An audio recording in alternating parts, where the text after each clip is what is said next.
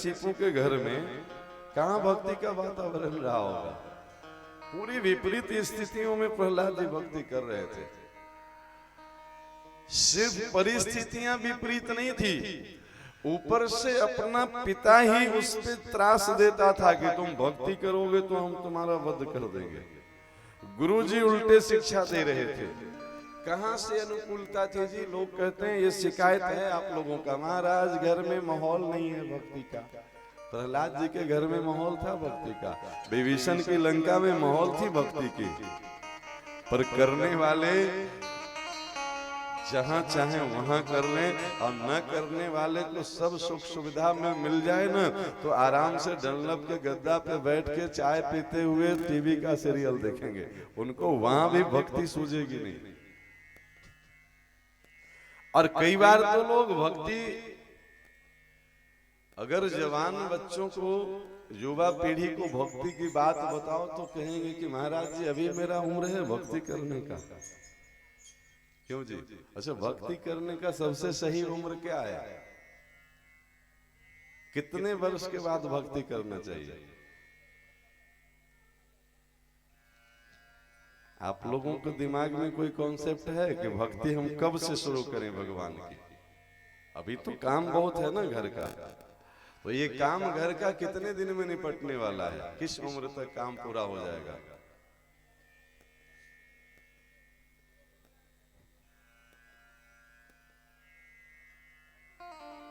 कहीं कोई निश्चितता है ही नहीं। ये काम जीवन भर पूरा नहीं होगा, बल्कि 2-4 जीवन का समय और मिल जाए तब भी काम बढ़ता रहेगा। और राम और काम में बड़ा विपरीत स्थिति है। जहां काम तहां राम नहीं, जहां राम नहीं काम। एक बार राम के भरोसे आ जाओ फिर सब काम अपने आप होने लगता है। मेरी आपकी कृपा से सब काम हो रही है, लेकिन हमें राम पे, कृष्ण पे, नारायण पे भरोसा कहाँ है? हमें तो अपने आप पे भरोसा है, हम नहीं करेंगे तो होगा नहीं। चलो अच्छी बात है, आप काम करें, करना भी चाहिए, ये मानव का तन कर्म प्रधान है, पर कौन सा कर्म ये तो निश्चित होना चाहिए ना। मानव के लिए कौन सा कर्म श्रेष्ठ है? देखिए, भक्ति का मतलब या तो आप सही समझ नहीं पा रहे हैं, या तो हम लोग आपको सही समझा नहीं पाए हैं अभी तक। दोनों पक्ष जिम्मेवार है इसका। समाज के जो वरिष्ठ लोग हैं, या तो समाज के लोगों को भक्ति का सही अर्थ नहीं बता पा रहे हैं। भक्ति की बात करो तो लोग को लगता है कि काम धंधा छोड़ करके हिमालय जाने की बात कर रहे होंगे महाराज जी, तभी ना भक्ति होगी। ऐसी कोई बात ही नहीं है। भक्ति में ऐसी कोई बात नहीं है कि आप जो कर रहे हैं उसको छोड़ करके कुछ नया करना है। न आपको घर का काम छोड़ना है, न परिवार को छोड़ना है, न नौकरी छोड़ना है, न दुकानदारी छोड़नी है, न खेती बाड़ी छोड़नी है, न चूल्हा चौका का काम छोड़ना है। क्योंकि ये मानव जीवन से जुड़ा हुआ है ना। कहाँ भागेंगे इससे? खेती छोड़ करके भागेंगे तो भीख मांगते फिरेंगे, फिर पेट का भूख तो कहीं तो मिटानी है ना। नौकरी छोड़ेंगे तो जो नौकरी वाला है उसके यहाँ भिक्षा मांगने जाएंगे। यहाँ भागने की बात नहीं है, भक्ति में जागने की बात है। ये कब जगेंगे? जब हम भक्ति के वास्तविक स्वरूप को समझ पाए। भक्ति कहते किसको है? तो भागवत जी का एक श्लोक समझिए, बहुत सुंदर श्लोक है। तुम ही निवेदित भोजन करे, प्रभु प्रसाद पटे भूषण धरे। श्री राम जय राम, जय जय राम। श्री राम जय राम, जय जय राम। तुम ही निवेदित भोजन करे, प्रभु प्रसाद पटे भूषण धरे। श्री राम जय राम, जय जय राम। श्री राम जय राम, जय जय जय राम, श्री राम जय राम, जय जय राम, श्री राम जय राम, जय जय राम, श्री राम जय राम। देखिए, जब हम भक्ति की बात करते हैं ना, तो सबसे पहले भगवान की कोई छवि आती है, भगवान का मंदिर का ध्यान। भक्ति मतलब पूजा पाठ करें, धूप बत्ती जलाएं, अगरबत्ती दिखाएं, भोग लगाएं, फूल चढ़ाएं, यही तो भक्ति होती है ना। और ये सब करने के लिए कोई न कोई मंदिर में जाना पड़ता है।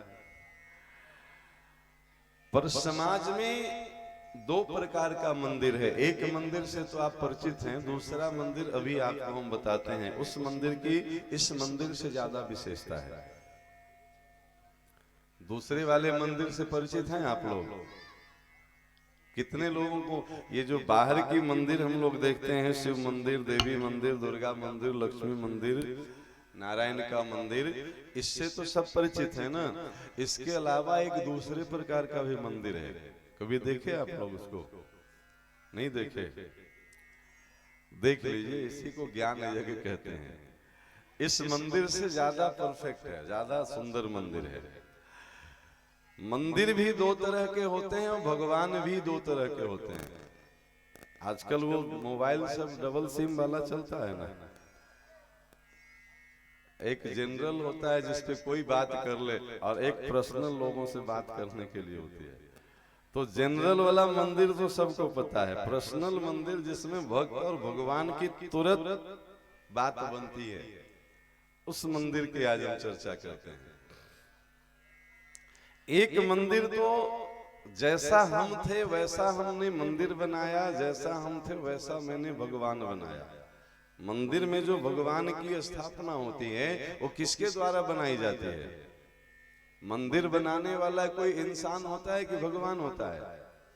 कोई न कोई कारीगर, मिस्त्री, ठेकेदार, कोई न कोई इंसान ही बनाता है ना। अब मंदिर में मूर्ति चाहे पत्थर की हो, मार्बल की हो, पीतल की हो, चांदी की हो, सोने की हो, हीरे की हो, उस मूर्ति को बनाने वाला भी तो कोई इंसान ही होता है ना। अब मंदिर बन गया, मूर्ति की स्थापना हो गई, अब उसमें प्राण प्रतिष्ठा करवानी है। तो प्राण प्रतिष्ठा कौन करवाएंगे? तो कोई न कोई आचार्य आएंगे, कोई विद्वान ब्राह्मण आएंगे, वो भी इंसान ही होते हैं ना। तो मंदिर बनाने वाला इंसान, मूर्ति बनाने वाला इंसान, उसमें प्राण प्रतिष्ठा करवाने वाला इंसान, और उसमें पूजा पत्री करने वाला भी इंसान, चाहे वो पुजारी हो या हम आप सब हो। अब ईमानदारी से बताइए कि मंदिर में जब भी आप जाते हैं तो कभी जूता चप्पल पहन के अंदर जाते हैं गर्भगृह में? क्यों नहीं जाते हैं? कोई कारण? लोग नहीं जाते हैं इसलिए हम लोग भी नहीं जाते हैं, है ना। अच्छा, मंदिर में जूता चप्पल पहन के चले जाएं तो क्या दिक्कत है? भगवान नाराज हो जाएंगे ना, पाप लगेगा। दिमाग में तो ये सब बातें हैं ना। अब एक दूसरा मंदिर को पहले समझ लें। ये जितने लोग यहाँ दिख रहे हैं, इसको बनाने वाले इंसान हैं कि भगवान है? आपका शरीर का निर्माण इंसान के द्वारा हुआ कि भगवान के द्वारा? इंसान के द्वारा। कौन बनाए आपको? माता पिता। अगर माता पिता के द्वारा संतान उत्पन्न करने की क्षमता होती तो इस दुनिया में हजारों लाखों लोग निसंतान क्यों होते? फिर हर माता पिता संतान उत्पन्न कर लेते ना। अगर उनके वश में होती कि संतान हम उत्पन्न करें तो एक दो नहीं, लाखों लोग निसंतान हैं। हर प्रकार का टेस्ट हो गया, इलाज हो गया, कहीं कोई गड़बड़ी भी नहीं पाई जा रही है, फिर भी संतान नहीं है। ऐसे कितने लोगों का मेरे पास आते रहता है। कोई फोन करते हैं, कोई मैसेज भेजते हैं, कोई कुंडली भेजते हैं, महाराज कोई उपाय बताइए। अगर इंसान के हाथों में ये चीज होती, बच्चा उत्पन्न करना, तो कोई इंसान निसंतान क्यों होता? इसका मतलब इंसान उसमें निमित्त कारण है। देखिए कारण दो प्रकार की होती है।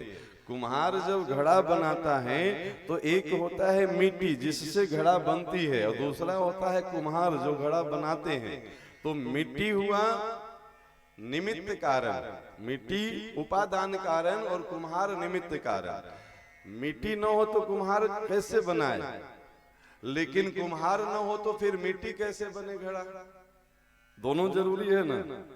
माता पिता है निमित्त कारण और उपादान कारण है परमात्मा। परमात्मा जब तक न चाहे तो माता पिता, अच्छा दशरथ जी चौथे पन तक वो चाहते थे कि हम निसंतान रहें।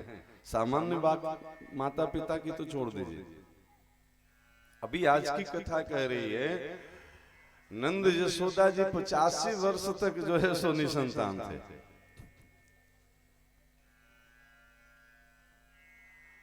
बिना परमात्मा की इच्छा से ये शरीर इस धराधाम पे अवतार नहीं लेता है। तो इस शरीर को बनाने वाले कोई इंसान नहीं, स्वयं भगवान है। अब दूसरे सवाल का जवाब बताइए कि इस शरीर की पोषण के लिए, इसको जिंदा रहने के लिए सबसे जरूरी चीज क्या है जिसके बिना आप 5 मिनट नहीं जी सकेंगे? क्या है? किसी को नहीं समझ में आ रहा है। 5 मिनट भी जिसके बिना जीना मुश्किल हो जाए वो तत्व है ऑक्सीजन, जिसको आप श्वास के द्वारा ग्रहण करते हैं।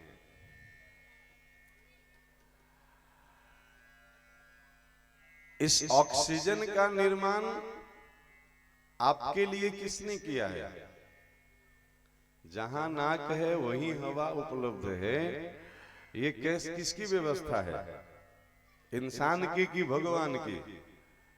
हाँ, इंसान भी ऑक्सीजन बनाने लगे हैं, पर उसकी कीमत जब पता करोगे ना, किसी को घंटे 2 घंटे के लिए इमरजेंसी में ऑक्सीजन की जरूरत पड़ती है हॉस्पिटल में, तब समझ में आता है कि इसकी कीमत क्या होती है।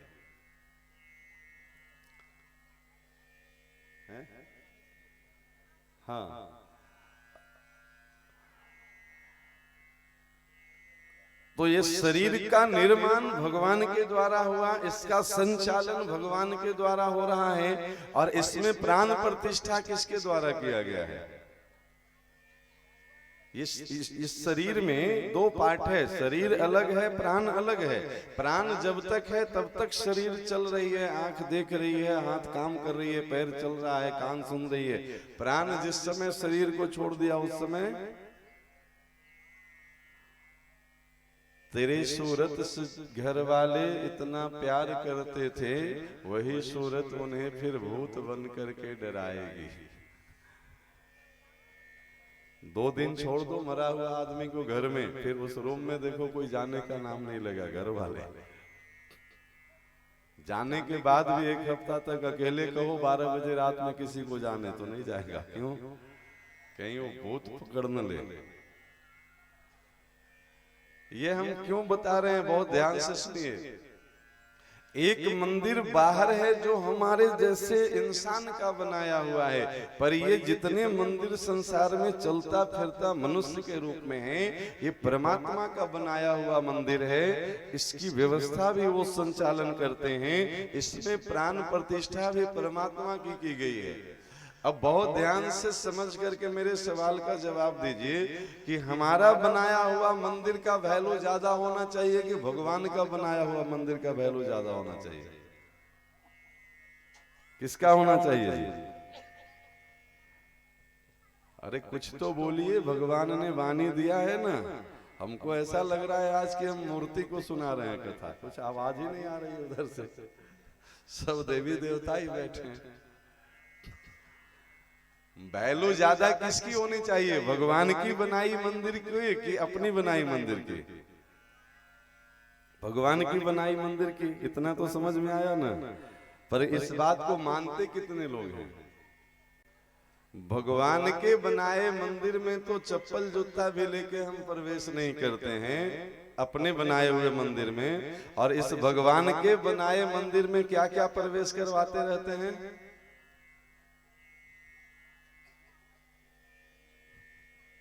क्यों जी मास्टर साहब? अपना मंदिर में तो बहुत ध्यान से पुजारी जी अगर बिना नहाए घंटी भी बजा दें तो उनके खैर नहीं, समझे कि नहीं? आपको इसीलिए रखे हैं, उसमें शुद्धता का बहुत ख्याल रखा जाता है।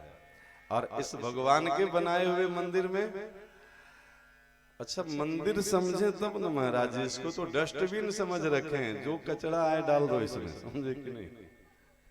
अब डस्टबिन में तो कचरा ही डाला जाएगा ना, वहां मंदिर समझते हैं, इसलिए मंदिर में पवित्र होकर के जाते हैं, नहा फेंच करके शुद्ध वस्त्र पहन के, जूता चप्पल बाहर खोल करके, भोग के लिए भी सुंदर सुंदर वस्तु लेकर के जाते हैं, जल फूल प्रसाद लेके जाते हैं। पर भगवान के बनाए हुए इस मंदिर का वैल्यू कितना आप लोगों ने समझा है? समझ में आ रही है भक्ति कैसे बनेगी? जिस मंदिर की शुद्धता उससे भी ज्यादा होनी चाहिए, जिसकी पवित्रता उससे भी ज्यादा होनी चाहिए, क्योंकि वहां तो प्राण प्रतिष्ठा किया हुआ भगवान की मूर्ति है, इसमें तो प्राण के रूप में स्वयं परमात्मा विराज रहे हैं प्यारे। प्राण के रूप में कोई वस्तु नहीं है, परमात्मा ही है इस शरीर में। जहां परमात्मा है उसकी आप वैल्यू दे नहीं रहे हैं। अपनी बनाई हुई चीज सबको ज्यादा अच्छी लगती है। ये मंदिर हमने बनवाया है तो इसकी व्यवस्था अच्छी होनी चाहिए, ये तो भगवान का बनाया हुआ है तो भगवान की चीज, दो कौड़ी की कोई वैल्यू नहीं। इसका न सोने का समय, न जागने का समय, न खाने का नियम, न पीने का नियम, जब जो मन आए सो करो। कैसे इस शरीर से भक्ति बनेगी और कैसे इस भक्ति से भगवान प्रसन्न करेंगे होंगे?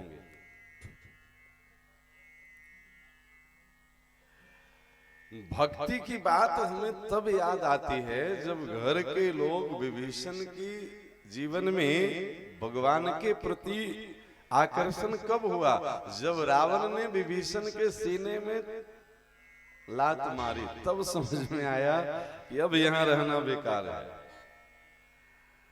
लोग इंतजार करते रहते हैं कि जब घर के लोग धक्का मार के बाहर निकाल दें तब चलेंगे वृंदावन, हरिद्वार, बद्रीनाथ। जा नहीं पाओगे, फिर जाने लायक स्थिति नहीं होगी। ध्रुव प्रहलाद ने भक्ति कब प्रारंभ करी थी? अरे भगवान को खिला हुआ फूल चढ़ाते हैं कि मुरझाया हुआ फूल चढ़ाते हैं? क्या चढ़ाते हैं? तो बचपन से लेकर जवानी तक का जीवन ये खिला हुआ फूल है और बुढ़ापे का शरीर मुरझाया फूल है। भगवान को कौन सा फूल पसंद होगा? भगवान भी कहते होंगे कि जो अब किसी काम का नहीं रहा वो मेरे पास क्यों लाइन में खड़ा है? जब काम के लायक था तो मेरे पास आता नहीं था, महाराज अभी बहुत काम है। तो अब क्या हुआ तुम्हारे काम को? आइए एक सुंदर सा भाव सुनाएं, फिर आगे की कथा सुनाएंगे। भजन कर भरी जवानी में बुढ़ापा किसने देखा है? भजन कर भरी जवानी में बुढ़ापा किसने देखा है? भजन कर भरी जवानी में बुढ़ापा किसने देखा है? भजन कर भरी जवानी में बुढ़ापा किसने देखा है? बुढ़ापा किसने देखा है? बुढ़ापा किसने देखा है? बुढ़ापा किसने देखा है? बुढ़ापा किसने देखा है? बुढ़ापा किसने देखा है? भजन कर भरे जवानी में बुढ़ापा किसने देखा है? भजन कर भरी जवानी में बुढ़ापा किसने देखा है?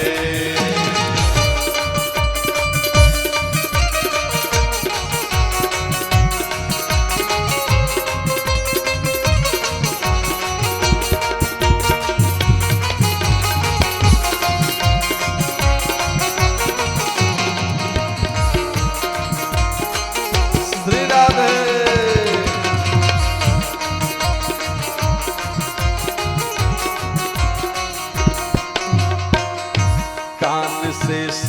नहीं पाओगे कथा कैसे सुन पाओगे। कान से सुन नहीं पाओगे, कथा कैसे सुन पाओगे। कान से सुन नहीं पाओगे कथा कैसे सुन पाओगे। कान से सुन नहीं पाओगे, कथा कैसे सुन पाओगे।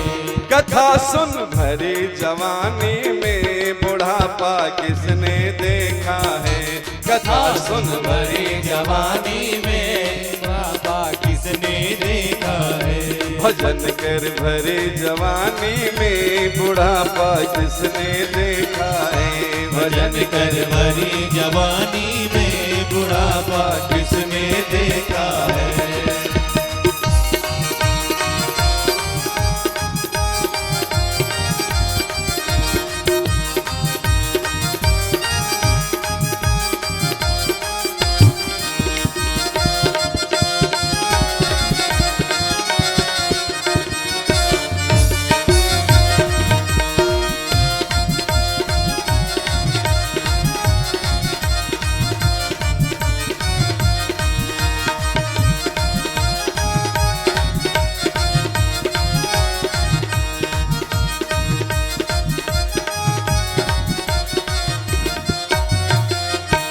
आँख से देख न पाओगे दर्शन कैसे कर पाओगे। आँख से देख न पाओगे, दर्शन कैसे कर पाओगे। आँख से देख न पाओगे दर्शन कर से कर पाओगे। आँख से देख न पाओगे, दर्शन कैसे कर पाओगे। दर्शन कर भरे जवानी में बुढ़ापा किसने देखा है। जय हो। दर्शन कर भरे जवानी में बुढ़ापा किसने देखा है। बुढ़ापा किसने देखा है। बुढ़ापा किसने देखा है। बुढ़ापा किसने देखा है। बुढ़ापा किसने देखा है। भजन कर भरे जवानी में बुढ़ापा किसने देखा है। जय हो। भजन कर भरे जवानी में बुढ़ापा किसने देखा है।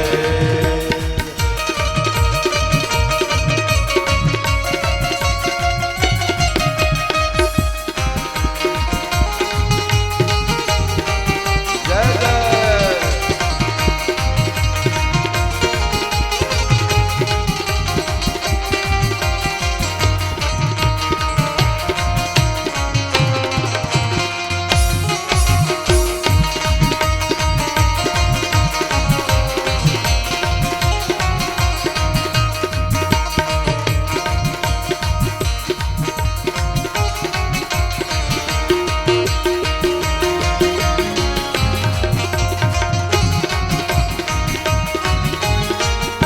मोह से बोल न पाओगे भजन तुम कैसे गाओगे। मुंह से बोल न पाओगे, भजन तुम कैसे गाओगे। मोह से बोल न पाओगे भजन तुम कैसे गाओगे। मुंह से बोल न पाओगे, भजन तुम कैसे गाओगे। भजन गा भरे जवानी में बुढ़ापा किसने देखा है।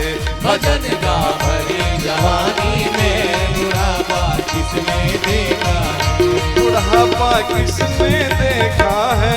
बुढ़ापा किसने देखा है। बुढ़ापा किसने देखा है। बुढ़ापा किसने देखा है। भजन कर भरे जवानी में बुढ़ापा किसने देखा है। भजन कर भरी जवानी में बुढ़ापा किसने देखा है।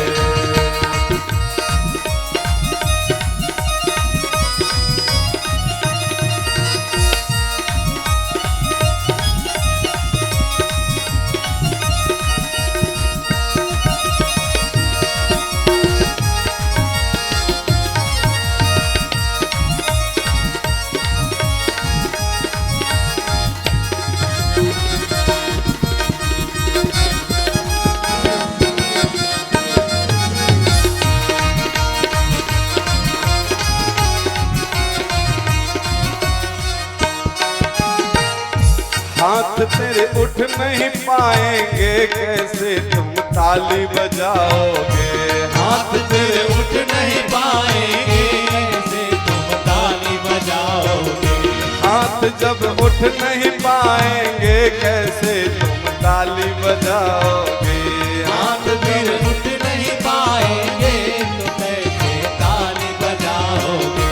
ताली बजा भरी जवानी में जय हो। बुढ़ापा किसने देखा है।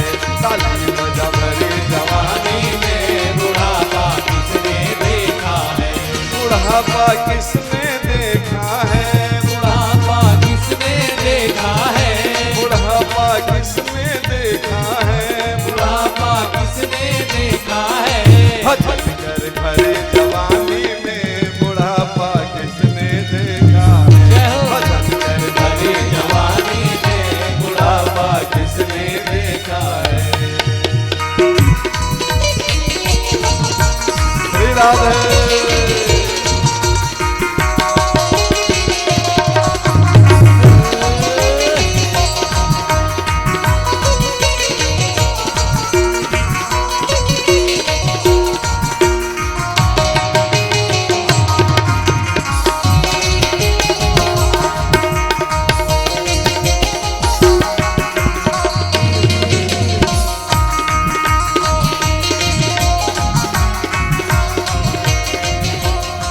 जय हो। पैर से चल नहीं पाओगे, कैसे वृंदावन जाओगे।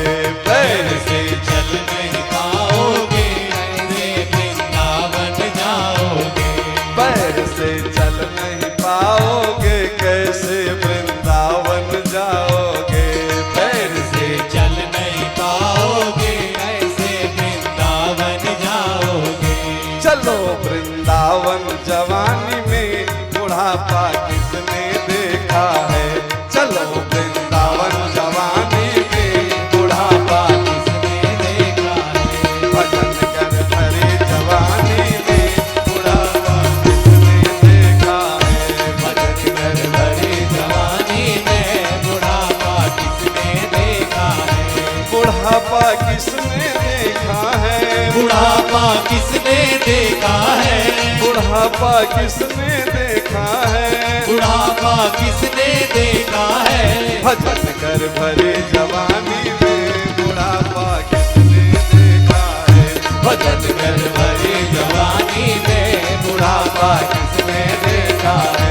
भजन कर भरी जवानी में बुढ़ापा किसने देखा है। भजन कर भरी जवानी में बुढ़ापा किसने देखा है। भजन कर भरी जवानी में बुढ़ापा किसने देखा है। बुढ़ापा किसने देखा है। बुढ़ापा किसने देखा है। क्या बोलेंगे। बड़ा प्यार से बोलेंगे। राधे राधे सब मिल के बोलेंगे। राधे राधे जोर से बोलेंगे। राधे राधे और जोर से बोलेंगे। राधे राधे। भजन कर भरी जवानी में बुढ़ापा किसने देखा है। पैर से चल नहीं पाओगे, कैसे वृंदावन जाओगे। चलो